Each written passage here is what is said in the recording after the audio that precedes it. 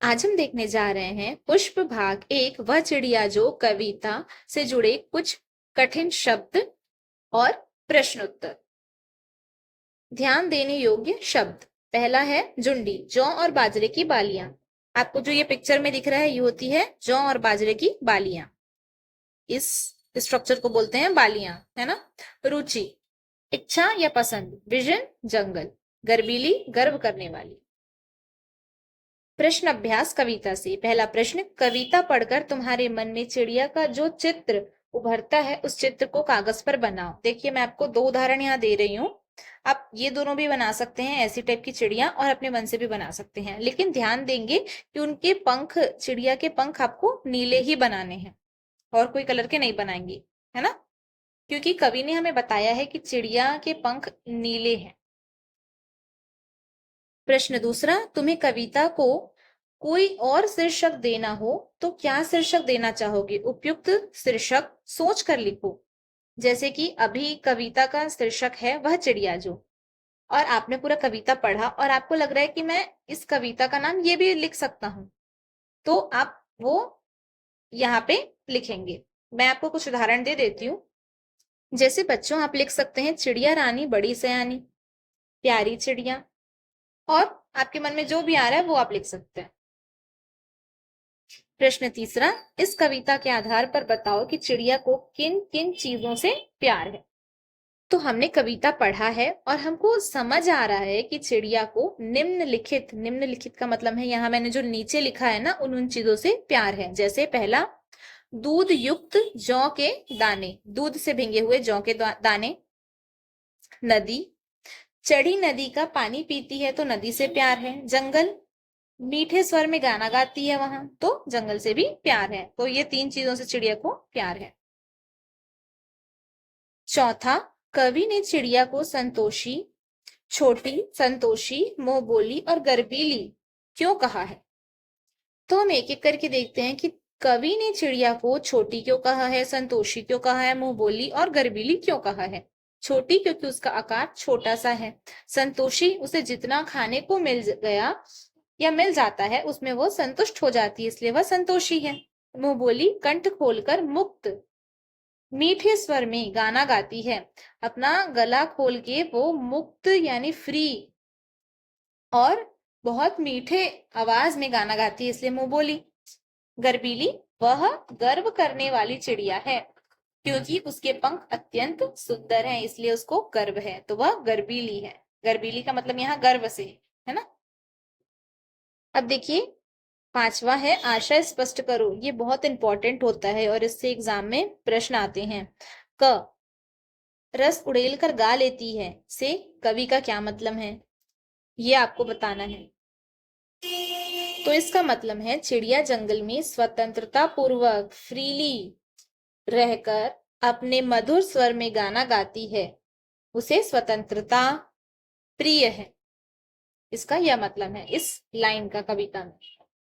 ख, जल का मोती ले जाती से क्या मतलब है? आशय स्पष्ट करो मतलब इस लाइन का क्या मतलब है। ये जो दोनों लाइन अलग अलग दी है इसका अलग अलग आपको बताना है कि क का पहले बता दिए फिर ख का बता दिए, या जो भी लाइन पेपर में आया उसको आपको बताना पड़ेगा। जरूरी नहीं है दोनों एक साथ आए, हो सकता है ये आ जाए सिर्फ, या सिर्फ ये आ जाए, या दोनों भी आ जाए, है ना। तो उस हिसाब से आपको बताना। चिड़िया अपनी चोंच से उस नदी का पानी लाती है जिसमें किनारों तक लबालब जल भरा हो। जल मोती जैसा अमूल्य है, कीमती है, क्योंकि चिड़िया उससे अपना प्यास बुझाती है तथा नदी की अथाह जल राशि, कितना पानी है नदी में, उसका अनुमान भी लगाती है। देखिए अनुमान और कल्पना से प्रश्न नहीं आते हैं, ये सिर्फ एक एक्टिविटी होती है, तो आप चाहें तो एक बार पढ़ सकते हैं इसको, पर इससे पेपर में प्रश्न नहीं आते, तो अभी हम इसको नहीं करेंगे। अब देख लीजिए भाषा की बात। भाषा की बात टॉपिक से आपको व्याकरण, पूरे बुक में भाषा की बात जहां पे लिखा है तो व्याकरण समझाया गया है। पंखों वाली चिड़िया, नीले पंखों वाली चिड़िया, ऊपर वाली दराज, सबसे ऊपर वाली दराज। यहाँ रेखांकित शब्द विशेषण का काम कर रहे हैं। अब पहले देखते हैं कि विशेषण क्या होता है। जो शब्द संज्ञा या सर्वनाम की विशेषता संज्ञा या सर्वनाम की विशेषता बताते हैं उन्हें विशेषण कहते हैं। संज्ञा आपको पता है, किसी व्यक्ति, वस्तु, स्थान या भाव के नाम को संज्ञा कहते हैं, और सर्वनाम संज्ञा के बदले आने वाले शब्द को सर्वनाम कहते हैं। जैसे कि पहले वाक्य में देखिए, सोहन खेलता है, यहाँ पे सोहन संज्ञा है, क्यों? किसी का नाम है ये सोहन, तो वह संज्ञा है। अब अगर मैं सोहन के बारे में ही और बात कर रही हूँ तो मैंने एक बार सोहन का नाम ले लिया है उस सेंटेंस में, है ना, तो दूसरे बार मैं सोहन सोहन हर बार नहीं बोलूंगी, तो वह बोलूंगी, है ना। तो वह खेलता है, वह यहाँ पे सोहन के बारे में ही कहा गया है, तो यह विशेषण है। अब जो संज्ञा सर्वनाम की विशेषता बताते हैं उनको बोलते हैं विशेषण। जैसे कि मैं बोलूं कि सोहन अच्छा खेलता है, तो जो अच्छा शब्द है यह उसकी विशेषता है कि कैसा खेलता है, बेकार नहीं खेलता, वो अच्छा खेलता है। यह सोहन की विशेषता है कि वह अच्छा खेलता है। सोहन अच्छा खेलता है, वह वह मतलब सोहन के लिए ही वह ना, वह अच्छा खिलाड़ी है। अच्छा खेलता है तो क्या है, अच्छा खिलाड़ी है। तो यहाँ पे संज्ञा में भी हम विशेषण का यूज कर रहे हैं और सर्वनाम में भी विशेषण का यूज कर रहे हैं। तो जो शब्द संज्ञा या सर्वनाम की विशेषता बताते हैं, जैसे यहाँ पे सोहन उदाहरण है, सोहन और वह सर्वनाम है सोहन के लिए, और सोहन का जो नाम है वह संज्ञा है, उसकी विशेषता बता रहे हैं। वो शब्द है अच्छा, अच्छा शब्द है ना, तो उसे हम क्या बोलेंगे, विशेषण बोलेंगे।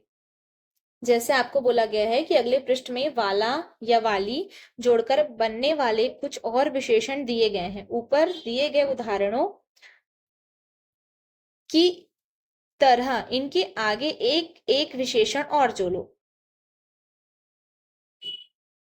मोरो वाला बाघ, बाघ कैसा है, मोरो वाला। अब मैंने इसमें आगे जोड़ दिया कि सुंदर, कैसा है, सुंदर, सुंदर मोरो वाला बाघ है, तो सुंदर क्या है, विशेषण है। पेड़ों वाला घर, पेड़ों वाला घर तो है, पर अब क्या, बड़े पेड़ों वाला घर है, उसकी विशेषता है कि छोटे मोटे पेड़ नहीं है, बड़े पेड़ हैं, तो वह उस घर की विशेषता है। फूलों वाली क्यारी, गुलाबी फूलों वाली क्यारी, विशेषता गुलाबी। खादी वाला कुर्ता, साफ खादी वाला कुर्ता, गंदा नहीं, साफ, उसकी विशेषता है। तो मेरे ख्याल से आपको समझ आ गया होगा कि विशेषण क्या होता है। इसी तरह आप ये दो भी देख लेंगे।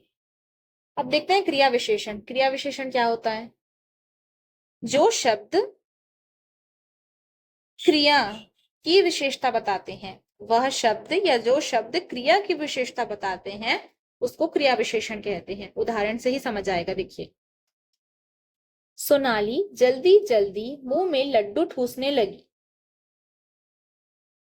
यहाँ पे क्रिया क्या है, लड्डू ठूसने का क्रिया चल रहा है सोनाली के द्वारा, लेकिन कैसे, जल्दी जल्दी, धीरे धीरे नहीं, जल्दी जल्दी, तो यह उसकी विशेषता है। क्रिया, ये क्रिया है लड्डू ठूसना, उसकी विशेषता है कि वह जल्दी जल्दी हो रहा है। गेंद लुढ़कती हुई झाड़ियों में चली गई, चली गई क्रिया हो गया, चली गई, लेकिन कैसे, लुढ़कती हुई, धीरे धीरे नहीं गई, उसकी विशेषता है कि वह लुढ़कती हुई गई। भूकंप के बाद मुजफ्फराबाद की जिंदगी धीरे धीरे सामान्य होने लगी, क्रिया हो रही है सामान्य होना, लेकिन किस प्रकार, धीरे धीरे, यह उसकी विशेषता है, तो यह क्रिया विशेषण हुआ, है ना। यहाँ पे इस वाक्य में अगर आपको बोला जाए कि क्रिया विशेषण क्या है, तो धीरे धीरे, इसमें जल्दी जल्दी, इसमें लुढ़कती हुई। कोई सफेद सी चीज धप्प से आंगन में गिरी, आंगन में गिरना मतलब गिरी, ये क्रिया है, उसकी विशेषता है कि वह धप्प से गिरी, धीरे से नहीं गिरी, एकदम से धप्प से गिरी। इबोबी फुर्ती से चोर पर झपटा, झपटना क्रिया, कैसा, कैसा, किस प्रकार झपटा, फुर्ती से झपटा। तेजिंदर सहम कर कोने में बैठ गया, कोने में बैठ गया मतलब बैठ गया, क्रिया है, कैसे, सहम कर। इसी तरह ये दोनों भी। तो मैंने जो ग्रीन से हाईलाइट किया है वह क्रिया विशेषण है, और आपको समझ भी आ गया है कि क्रिया विशेषण क्या होता है। तो कोई भी वाक्य हुआ आप उसमें क्रिया विशेषण देख सकते हैं। धन्यवाद।